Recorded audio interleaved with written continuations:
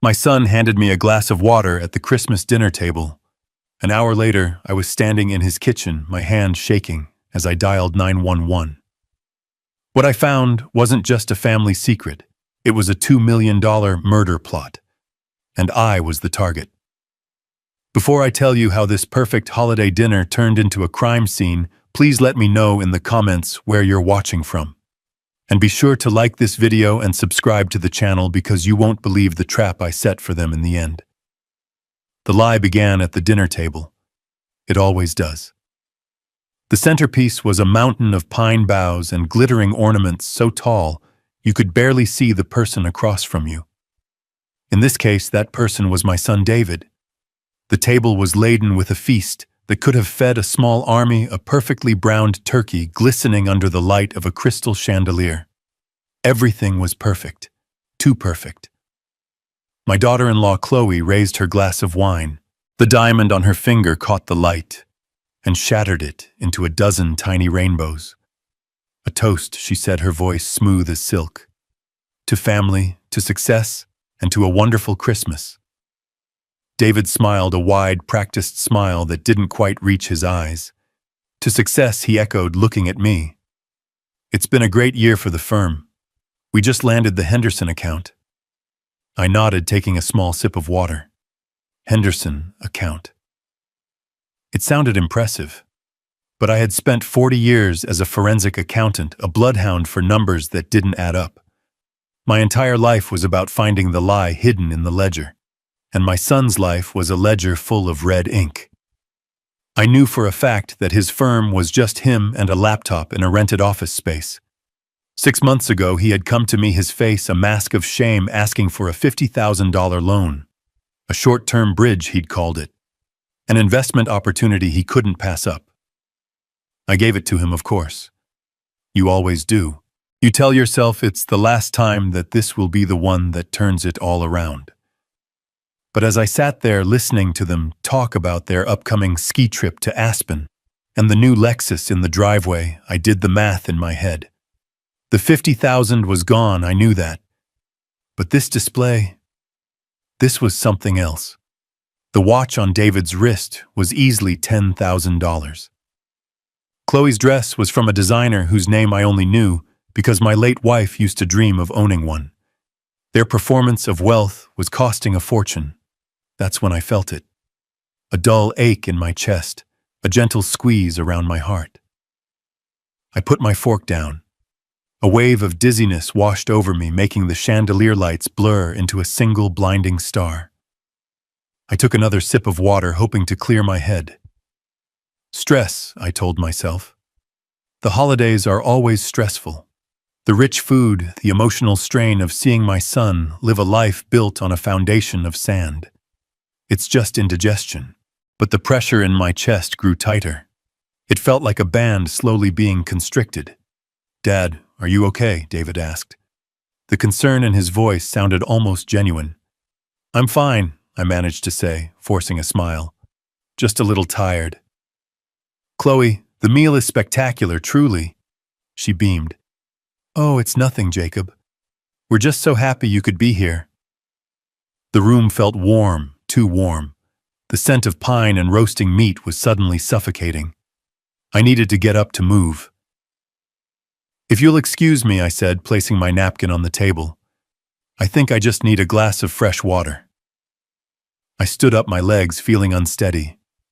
As I walked towards the kitchen, I could feel their eyes on my back. The walk down the short hallway felt like a mile. The polished hardwood floors seemed to sway beneath my feet. I gripped the doorframe of the kitchen to steady myself. The room was a marvel of modern design, all stainless steel and gleaming white countertops. It looked like it had been lifted from a magazine. But just like their lives, the perfection was only on the surface. A pile of mail was shoved carelessly into a corner of the counter, a messy stack of envelopes threatening to spill onto the floor. I reached for a glass from the cabinet, and my sleeve brushed against the pile. It was all the force needed to upset the fragile balance. Letters and bills cascaded across the granite, scattering like fallen leaves. Damn it, I muttered, bending down to pick them up. bills from high-end department stores, a letter from a luxury car dealership, and then one envelope that made me freeze.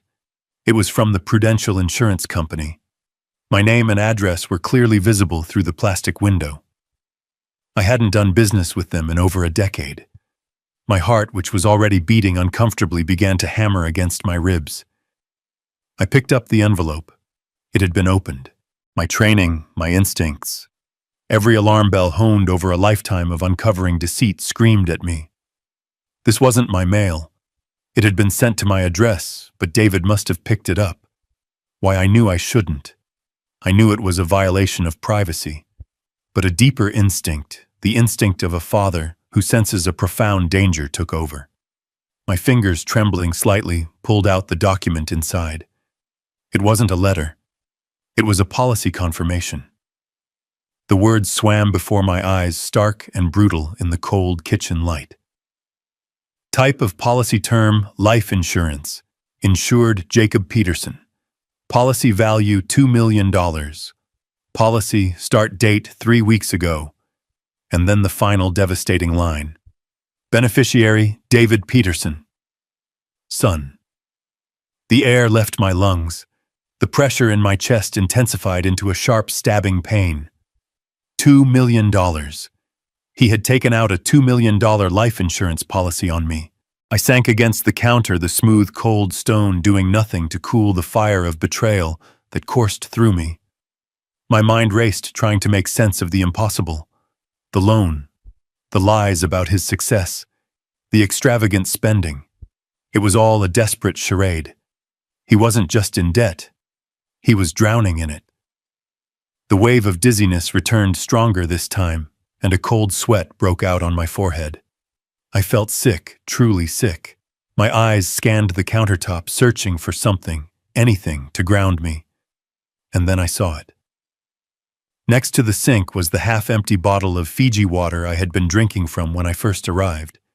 David had handed it to me himself. "Here you go, Dad. Hydrate," he'd said with a smile. And right beside it, partially hidden behind a marble salt cellar, was a small, clear vial. It was no bigger than my thumb, with no label. It was almost empty, but I could see a single viscous drop of clear liquid clinging to the bottom. In one horrifying crystalline moment, everything connected. The sudden illness, the tightness in my chest, the $2 million insurance policy, the unlabeled vial, the glass of water from my son's hand. This wasn't indigestion. This wasn't stress. This was an audit of my own murder. For a moment, pure, unadulterated panic seized me. I wanted to scream, to run out of the kitchen and confront them, to smash the facade of their perfect Christmas to pieces. But then a lifetime of discipline took over. I had faced down embezzlers who had stolen millions, con artists who had ruined entire companies. I had learned one crucial lesson: never let them see you sweat. The moment you show emotion, you lose. My breathing steadied. The panic receded, replaced by an ice-cold clarity. My mind, the mind of a forensic accountant, began to work. This was no longer a family crisis. It was a crime scene. And I was the primary witness. My movements became deliberate, precise. I glanced up and saw the small, dark lens of a security camera mounted in the corner of the ceiling. They were watching. Or at least they could be. I had to act normally. I slid the insurance policy back into its envelope and placed it on the counter. Then, my hand moving with a surgeon's steadiness, I picked up the tiny vial. My fingers closed around it, and I slipped it deep into the pocket of my trousers. Evidence. I turned to the refrigerator, opened the door, and took out a new sealed bottle of water. I twisted the cap, the plastic crackling in the silent kitchen. I raised the bottle to my lips and took a long drink, letting the cool liquid soothe my raw throat. I needed to flush my system. I needed to think. After a moment, I composed myself. I smoothed my shirt, ran a hand through my hair, and pasted a neutral expression on my face. I was ready. I walked out of the kitchen and back towards the warm, golden light of the dining room. Back to the lies.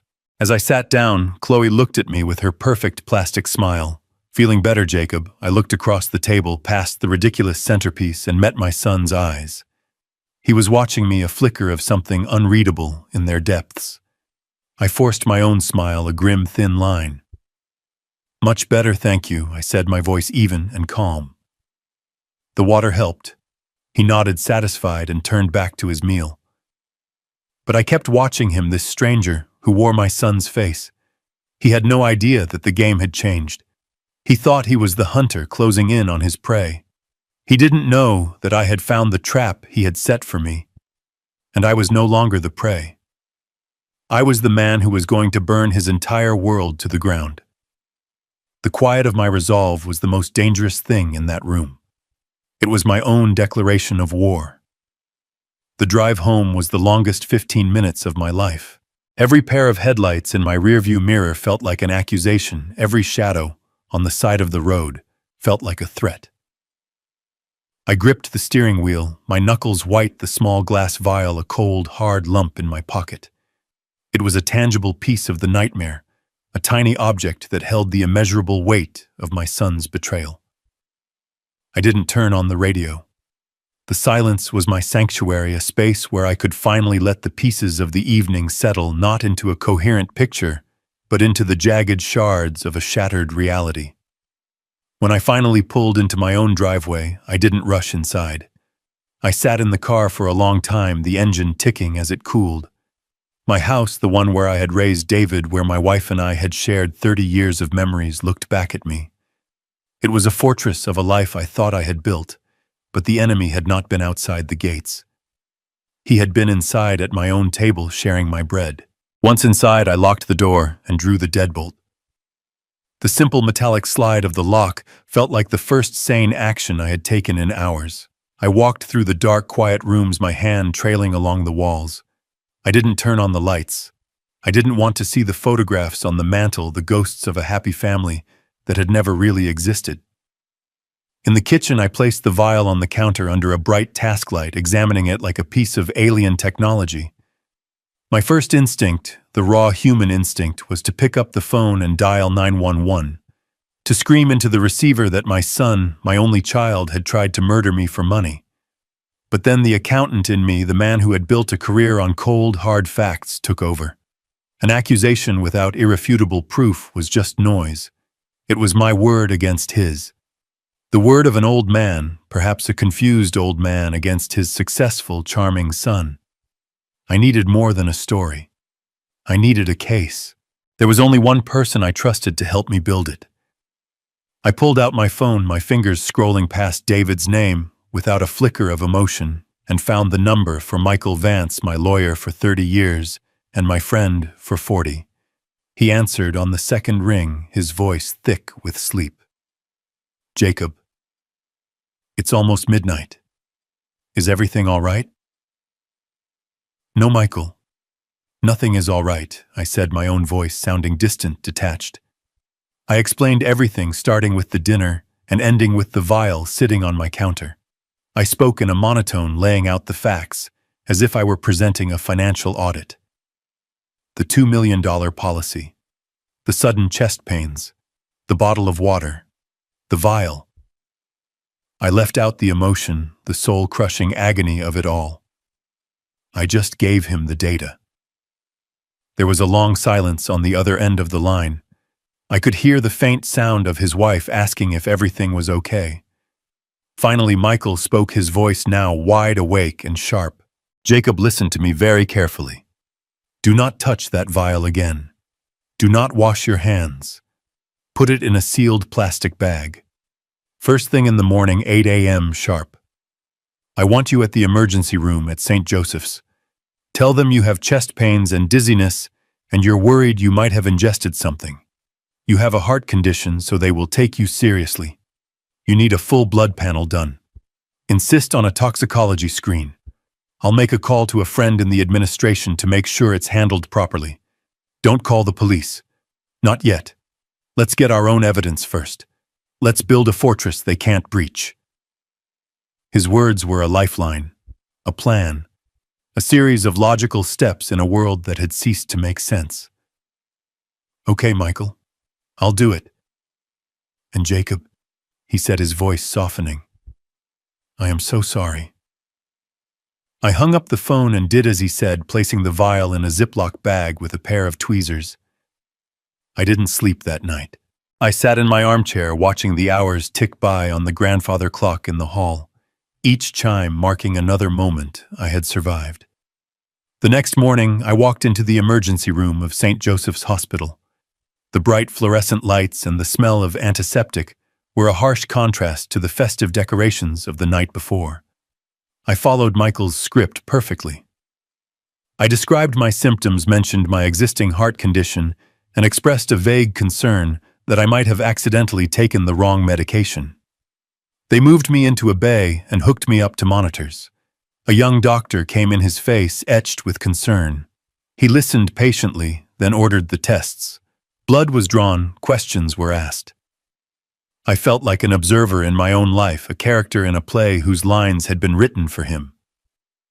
I answered everything truthfully, but I kept the core of the story, the betrayal, locked away.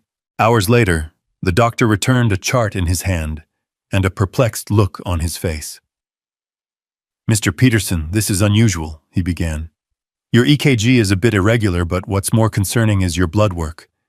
We found traces of a drug called amiodarone in your system. It's a powerful antiarrhythmic drug. Is that something you've been prescribed? No, doctor, I said, my voice steady. The only thing I take is a low-dose beta blocker. He frowned, looking at the report. This is a clinical dosage, a significant amount. For a patient with your specific heart condition who isn't being monitored for it, a dose like this could be extremely dangerous. It could easily induce a cardiac event that would look, for all intents and purposes, like a natural heart attack. There it was. The mechanism. The how. A heart attack that would look natural. It was the perfect crime tailored to my specific medical history. My son had done his research. The thought sent a chill down my spine that had nothing to do with the hospital air conditioning. I had the toxicology report printed out, a crisp official document that translated betrayal into scientific terms. I left the hospital with the report folded in my coat pocket next to the small plastic bag containing the vial. I now had the motive in the form of a $2 million insurance policy. I had the means, the vial of amiodarone. And I had the proof, a hospital report confirming the presence of that exact drug in my bloodstream. The fortress Michael had spoken of was built. The foundations were solid. When I got home, I laid all three pieces of evidence on my kitchen table: the insurance policy, the bagged vial, and the toxicology report. It was a holy trinity of malice. My son's greed, his cruelty, his utter disregard for my life, all laid bare in black and white. There was no more room for doubt, no more space for a father's desperate hope that he was somehow mistaken. There was only the cold, hard truth. I picked up the phone. But I didn't dial 911 in a panic. My rage had cooled into something far more dangerous: precision. When the operator answered, my voice was calm, measured, and clear. I'd like to report a crime, I said. I'm reporting a case of life insurance fraud. There was a pause on the other end. Sir, can you explain what you mean? Yes, I said, looking at the evidence on my table. My son recently took out a $2 million life insurance policy on me without my consent. And I have reason to believe, along with medical evidence to support it, that he has made a direct attempt on my life to accelerate the claim. I gave her my name, my address, and my son's name. I spoke with the authority of a man who had all the receipts. I wasn't a grieving father. I wasn't a hysterical victim. I was a forensic accountant presenting a case file that was already closed. 2 days after my call, my doorbell rang. Standing on my porch was a man who looked like he had been carved from oak and left out in the rain. He was in his late 50s, with a tired face, a rumpled suit, and eyes that had seen too many of the world's sad stories. He held up a badge. Detective Miller, he said, his voice a low gravel. I'm here about the report you filed. I led him into the living room. He moved with a heavy weariness, his gaze sweeping over the room, taking in the family photos, the worn armchair, the quiet order of my life. I could read the thought in his mind as clearly as if he'd spoken it aloud. Another domestic dispute. An old man, a family fight over money, a misunderstanding blown out of proportion. He had already filed my story away in a mental cabinet labeled routine. My job was to prove him wrong. Instead of offering him coffee, I gestured to the dining room table. I thought it would be best if I laid everything out for you, I said. He followed me, a flicker of surprise in his eyes. On the polished wood surface, I had arranged the 3 exhibits of my case. The insurance policy was on the left, its pages filled with cold, contractual language. The toxicology report from the hospital was in the center, a stark medical confirmation of the poison in my veins. And on the right, the small glass vial still sealed in its evidence bag. Miller stopped at the table. He looked at the display, then at me. The weariness in his expression was replaced by a sharp, focused attention. He had expected a rambling, emotional story. I had given him a case file. "Mr. Peterson," he said, his tone shifting from routine to respectful. "Walk me through this." I did. For the next hour, I recounted the events of Christmas dinner. I didn't raise my voice. I didn't cry. I presented the facts with the same dispassionate clarity I would have used to explain a fraudulent expense report to a corporate board. I pointed to the policy. "Motive," I said. I pointed to the vial. "Means." I pointed to the hospital report. "Method." I explained my background as a forensic accountant. I told him that my entire career was based on recognizing patterns of deception, and the patterns here were unmistakable. David's performative wealth, the carefully constructed lies, the desperation I had sensed for months. This wasn't a sudden act. It was the logical endpoint of a long road of financial recklessness. Miller listened without interruption. He picked up the bagged vial, examining it in the light. He read every word of the toxicology report, his lips a thin, tight line. When I was finished, he sat back in the chair and looked at me for a long time. "In my line of work," he said finally, 90% of cases are about emotion. Rage, jealousy, greed. They're messy, but this," he gestured to the table, "this is clean. It's calculated." "You're right, Mr. Peterson. This isn't just a family squabble. This is a business plan." That was the moment I knew he believed me. The tide had turned. I was no longer a potential victim of old age and confusion. I was a credible witness. He and his partner spent the next 2 hours carefully collecting the evidence, asking precise questions, their professionalism, a comforting balm on the raw wound of the situation. Before he left, Miller gave me his card. "We're going to look into your son's finances," he said. "If what you suspect is true, the numbers won't lie. I'll be in touch." The call came 3 days later. Jacob Miller said, dispensing with the formality of my last name, "We're digging, and it's worse than you thought." I sat down in my armchair, the phone pressed to my ear, and listened as the detective painted a portrait of my son's secret life. The illusion of wealth was financed by a mountain of debt. Miller listed the figures with the grim cadence of an executioner. $150,000 in credit card debt across 8 different cards, a second mortgage on their house that had bled out all their equity, and the final nail in the coffin, a $60,000 loan from a private lender in Philadelphia. "This isn't a bank," Jacob Miller explained. "This is a loan shark. The interest rate is criminal, and the payment was due last week. Your son was out of options. He was cornered. The ski trip to Aspen, the Lexus. Chloe's designer dress. It was all a frantic, desperate attempt to keep up appearances while the walls were closing in. The $2 million insurance policy wasn't just an opportunity for them. It was a lifeline, the only one they had left. The motive was no longer just a theory. It was a mathematical certainty." "We brought them in for questioning this morning," Miller continued. "And what did they say?" I asked, though I already knew. Miller let out a short, humorless laugh. It was a performance worthy of an Oscar. Your daughter-in-law Chloe turned on the waterworks the second we sat her down. She said it was all a terrible misunderstanding. That they bought the policy to protect you as a safety net for your old age. She said you've been forgetful lately, confused. She suggested you might need a medical evaluation. My blood ran cold. They were trying to paint me as senile. It was a classic cruel tactic. And David, I asked. He played the part of the outraged, devoted son. He was indignant. He threatened to sue the department for harassment. He said he loved you more than anything, and that he couldn't believe his own father would make such a monstrous accusation. He claimed he found that vial in the park and picked it up because he was worried a child might find it. He was good, Jacob. He was very convincing.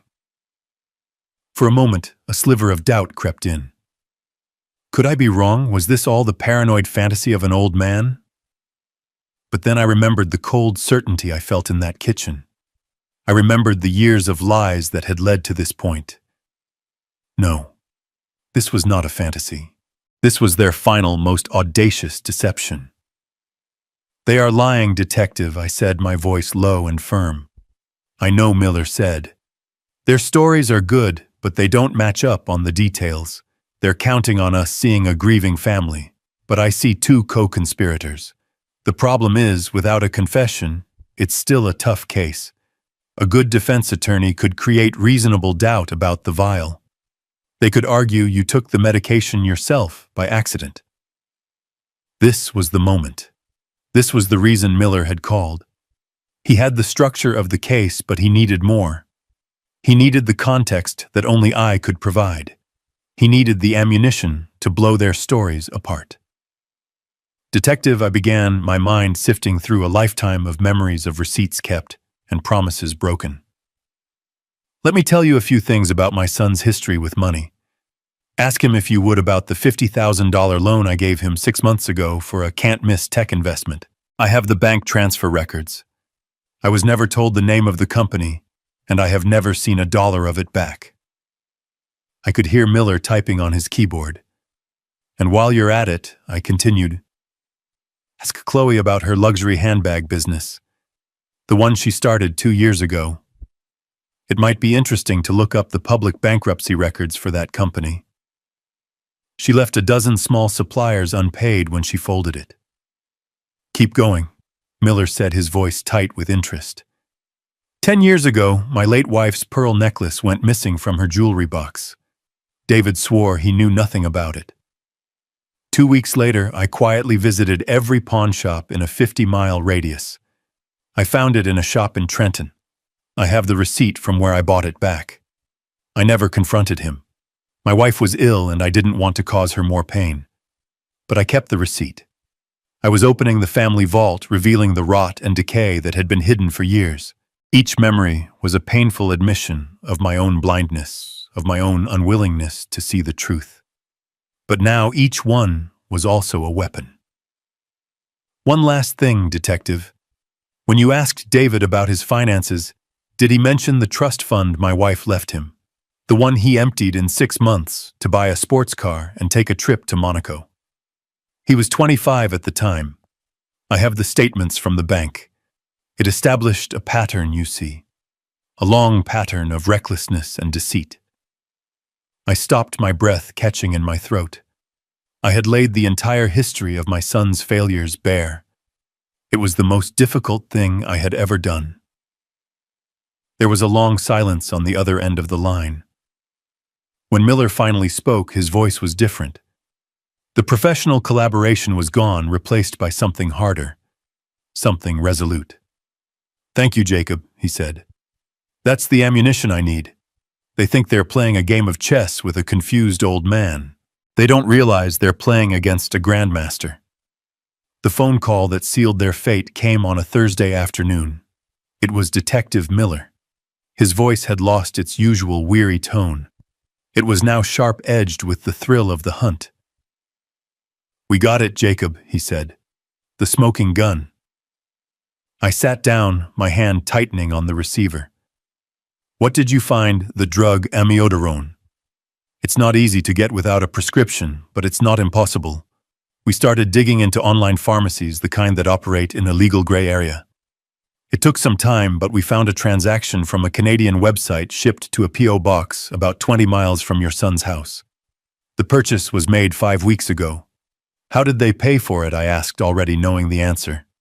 They wouldn't have been foolish enough to use their own credit card. A prepaid Visa card, Miller confirmed. Bought with cash from a 7-Eleven. They thought they were clever that they were leaving no trail. But they made a mistake. The P.O. box was rented under a false name, but the application was filled out online. And the IP address from that application? It traces back to a coffee shop just 2 blocks from David's office. We have him on security footage from the cafe laptop open at the exact time the application was filed. On top of that, the pharmacy's shipping records combined with the tracking number show the package was delivered a week before Christmas. We have enough, Jacob. We have more than enough. The net is closed. A wave of something that wasn't quite relief washed over me. It was a grim, hollow finality. The last ember of hope, the father's desperate, irrational wish that there was some other explanation, was finally extinguished. There was only the cold, hard ash of the truth. So you'll arrest them now. Warrants are being drawn up as we speak, Miller said. We can pick them up this evening. This was it, the moment of justice. But a different thought, a different plan had been taking shape in my mind for days. It wasn't enough for them to be caught by the police. That was an external force, something that happened to them. I wanted them to understand the full scope of their actions, the totality of what they had thrown away. They needed to see the checkmate not just be swept from the board by a stranger's hand. Detective, I said, my voice steady. I have a request. Can you give me 24 hours? Hold off on the arrest until tomorrow afternoon. There was a pause on the other end of the line. Jacob, this is a serious felony. We have what we need. Why wait? Because there is one last move I need to make, I said. It's not about your case. It's about mine. I need them to understand what they've done, not just to me, but to themselves. Please, detective. One day, I could hear him sigh, a sound of exasperation mixed with a reluctant respect. All right, Jacob. Against my better judgment, you have until 3 p.m. tomorrow. But then it's over. As soon as I hung up with Miller, I called my lawyer. Michael, it's time. An hour later, Michael made a call to David's attorney. His approach was a work of art, a masterpiece of misdirection.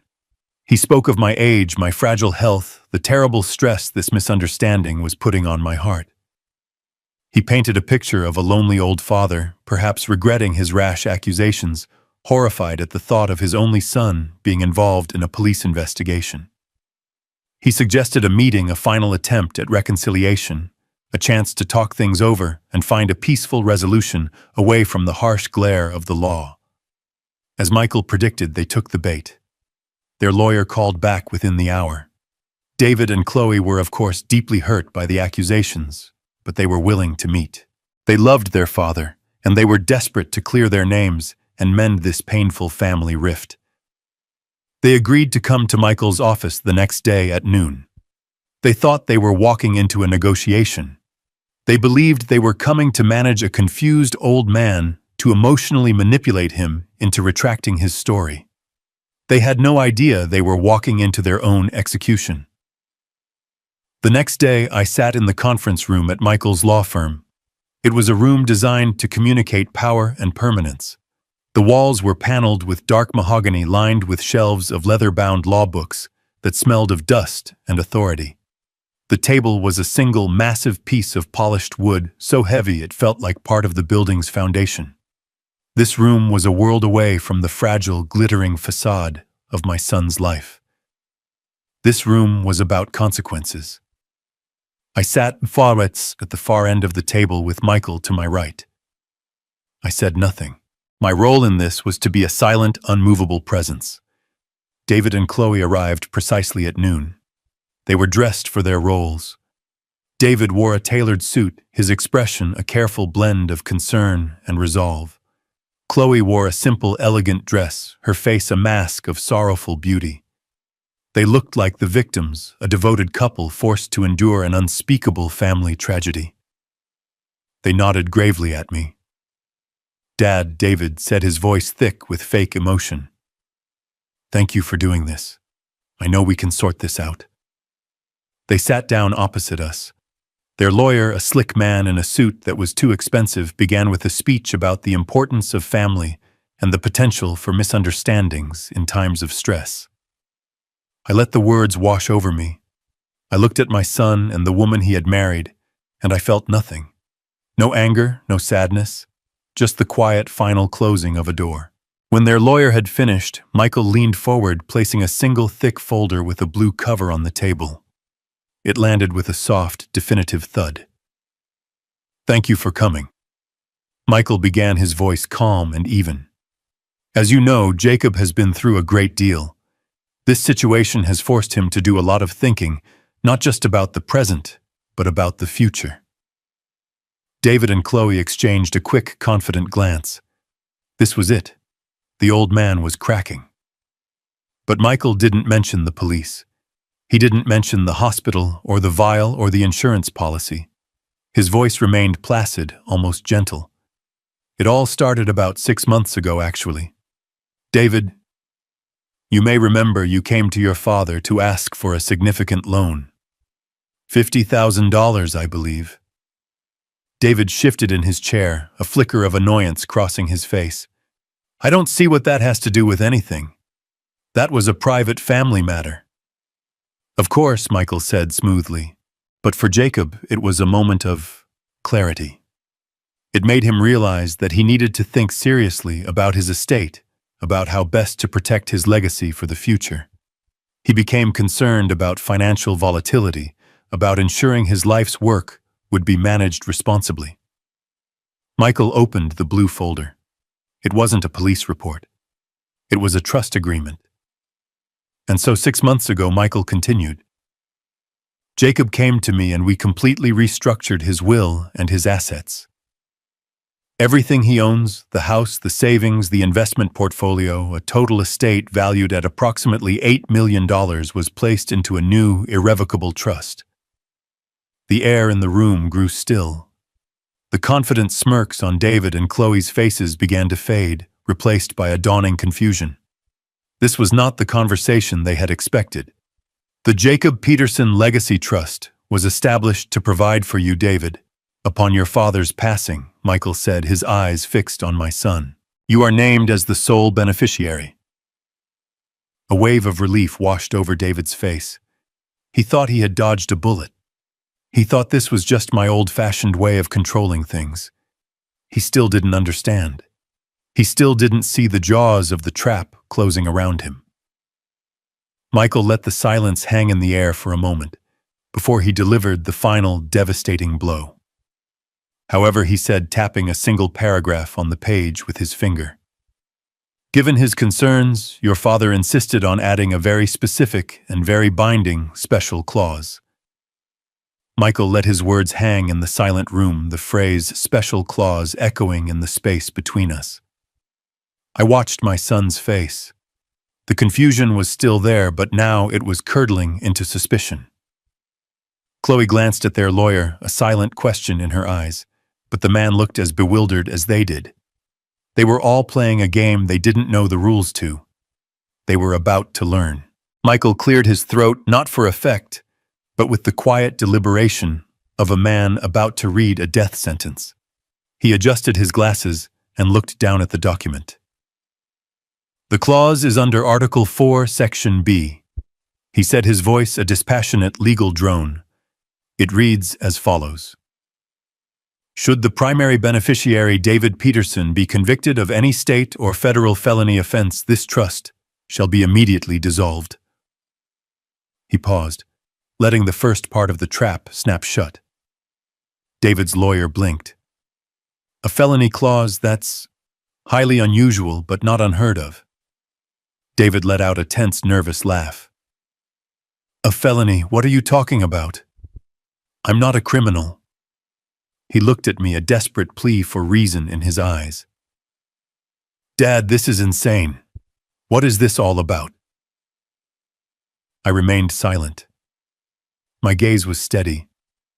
I was simply the accountant here to watch the final numbers being tallied. Michael held up a hand. Please let me finish. There is a second condition. He looked back down at the page. It continues. Furthermore, should the death of the grantor Jacob Peterson be deemed by a court of law or a coroner's inquest to be of a non-natural cause directly or indirectly resulting from the actions or conspiracy of the beneficiary, then the beneficiary is immediately and irrevocably disinherited. He looked up, his eyes meeting David's. And here is the final provision. In the event that either of these conditions is met, the entire principal of the Jacob Peterson Legacy Trust, including all assets therein, shall be liquidated and the full proceeds transferred as a single unrestricted donation to the National Center for Victims of Financial Fraud. For a full 30 seconds, nobody spoke. The only sound was the faint hum of the air conditioning. David and Chloe were staring at Michael, their faces blank with incomprehension, as if he had just read a passage in a foreign language. They were still trying to fit this new information into their own narrative, the one where they were in control, where they could talk their way out of this inconvenient mess. Chloe was the first to break. Her carefully constructed mask of sorrow crumpled. I don't understand, she stammered, looking from Michael to me. What does any of this mean, Jacob? Why would you do this? It was David who finally put the pieces together. His face, which had been pale with confusion, suddenly flushed with a dark, furious red. The realization hit him not as a quiet dawn, but as a violent explosion. He slammed his hands on the table, the sound making everyone jump. This is a trick, he roared, his voice cracking with rage and panic. He's trying to intimidate us. You can't do this. It's my inheritance. It's my birthright. He pointed a shaking finger at me. He's senile. This is proof. No court in the country will uphold this. We'll fight this. Michael didn't flinch. He leaned back in his leather chair, the picture of calm authority. On the contrary, David, he said, his voice soft but unyielding. The trust is irrevocable.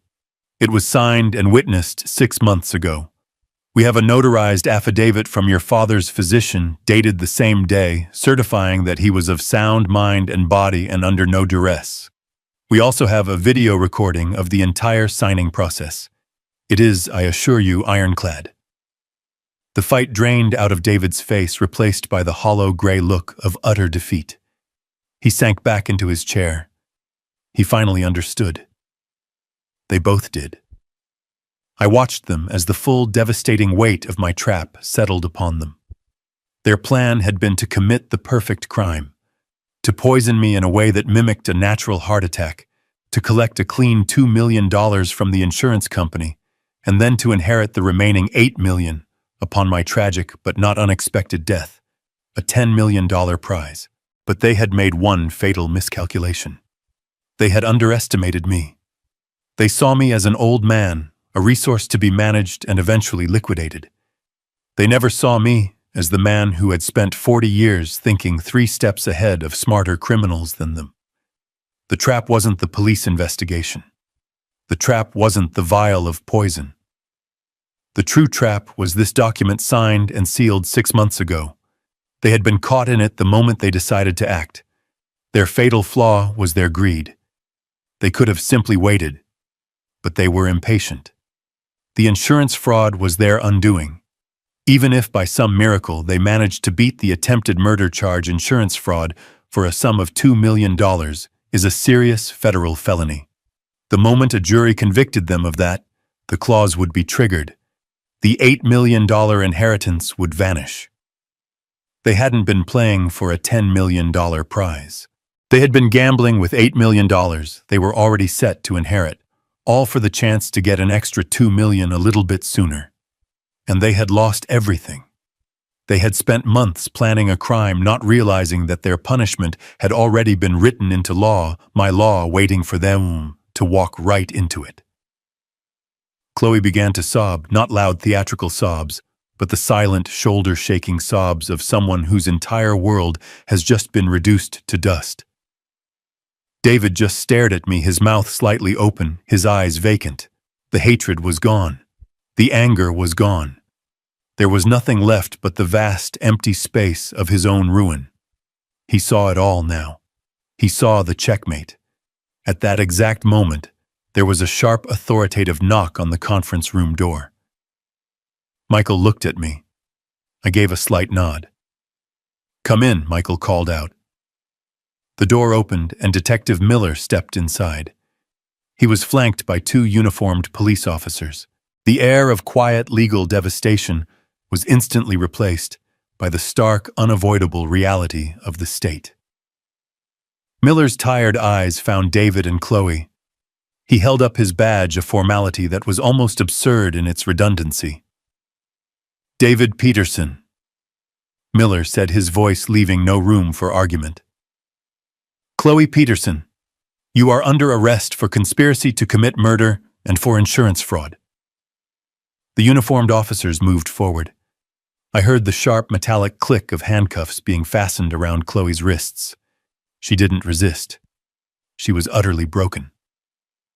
The second officer approached David, who remained seated, staring into nothing.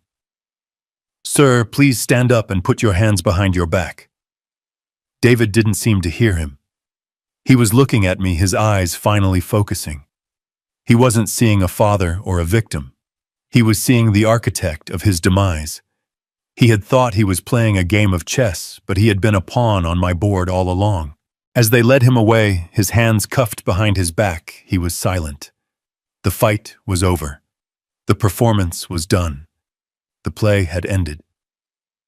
All that was left was the quiet of the empty room, the blue folder still sitting on the table, and the final balanced entry in the ledger of my life. I felt no victory, no joy.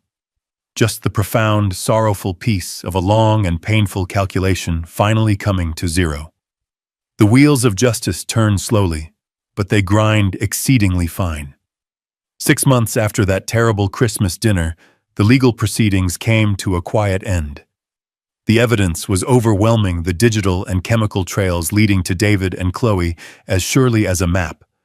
A jury found them guilty on all counts. The sentences were long.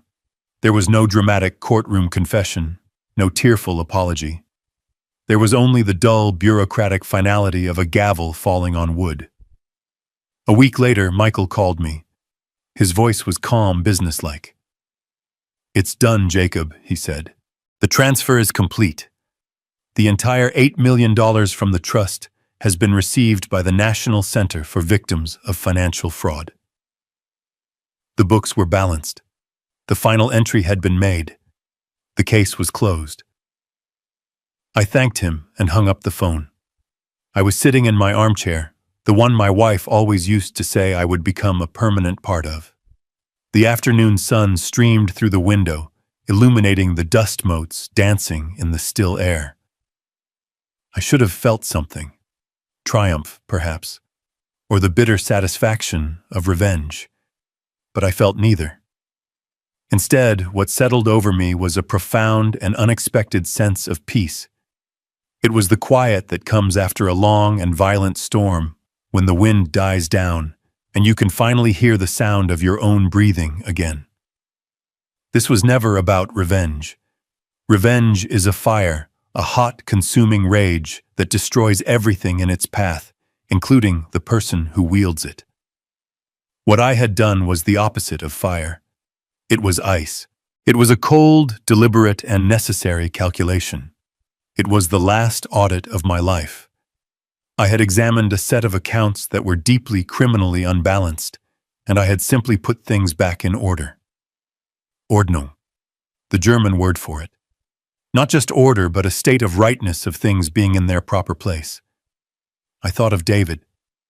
I did not think of the man in the courtroom with the hollow eyes and the expensive suit. I thought of the little boy who used to fall asleep on my lap, his small hand curled around my finger. I thought of the teenager I taught how to drive his knuckles white with fear and excitement on the steering wheel of my old Ford. Where did that boy go? When did the rot set in, and in the quiet of my home I had to face a difficult truth? Perhaps I had been so busy balancing the ledgers of other people's lives that I had failed to see the growing deficit in my own son's soul. Perhaps in my own quiet, reserved way, I had taught him that value was something that could be quantified, measured in dollars and cents rather than in character and integrity. The guilt was a quiet, familiar ache, but I had not put the poison in his hand. I had not signed his name on that insurance policy. I could not save my son from the man he had chosen to become. My relationship with him, the one I had cherished and mourned for years, was gone. I had to accept that. But what I did do, was prevent him from spiraling further into a darkness from which there was no return. My actions had not been to protect just myself. They were to protect him from becoming a murderer. In a strange, sad way, it was the last act of a father. I had not saved the man, but perhaps I had saved what was left of his soul. The sun began to set, painting the walls of my living room in hues of orange and gold. For the first time in a long time, the house didn't feel empty. It felt still. It felt like my own. My life was no longer defined by the ghost of my son's expectations or the weight of his betrayals. It was a clean slate, an open ledger. I walked over to my old wooden desk, the one I had used for 40 years.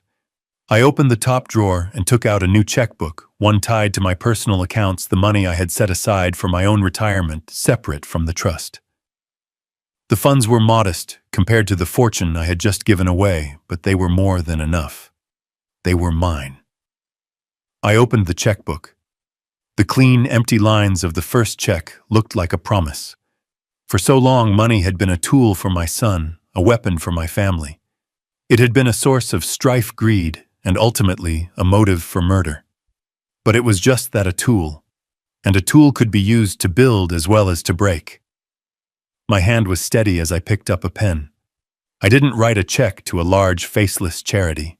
I thought for a moment, and then I wrote out the name of a small local community college. I made the check out for an amount that would fund a full scholarship for one student. Someone who wanted to study accounting.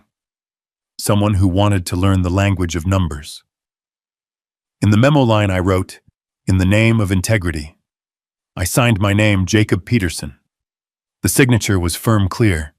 It was the signature of a man who knew his own worth, a worth that had nothing to do with the balance in his bank account. As I tore the check from the book, I realized I wasn't mourning a lost fortune or a broken family.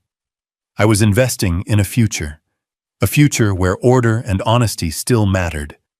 I had learned that true justice isn't about punishment.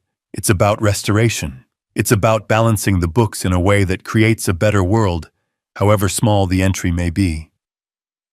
And in the quiet of my home, as twilight settled outside, I understood that my story was not an ending.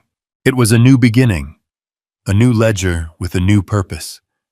And for the first time in a very long time, I felt truly peacefully solvent. This story teaches us that true strength is rarely loud. It is the quiet, calculated resolve of a person who has been underestimated. It shows that wisdom, when paired with patience, is a more powerful weapon than greed. The greatest justice is not found in fiery revenge, but in the calm, deliberate act of restoring order and protecting one's own dignity. We learn that even after the deepest betrayal, it is possible to find a new purpose, transforming pain into a force for good. It's a profound reminder that a person's true worth is measured by their integrity, not their inheritance. What did you think of Jacob's ultimate plan? Let us know in the comments below, and don't forget to like and subscribe for more stories of justice being served.